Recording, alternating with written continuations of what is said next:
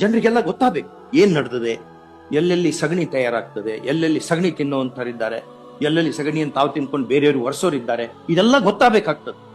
ಇಲ್ಲಪ್ಪ ಅಂದ್ರೆ ಕ್ಲೀನ್ ಆಗಲ್ಲ system. Somebody should do that, somewhere it should begin. ಇವೆಲ್ಲ ಈ ಗುಳಿಗಿ ನುಂಗ್ಯೋದ್ರಿಂದ ಸರಿ ಆಗಲ್ಲ ಇದೆಲ್ಲ.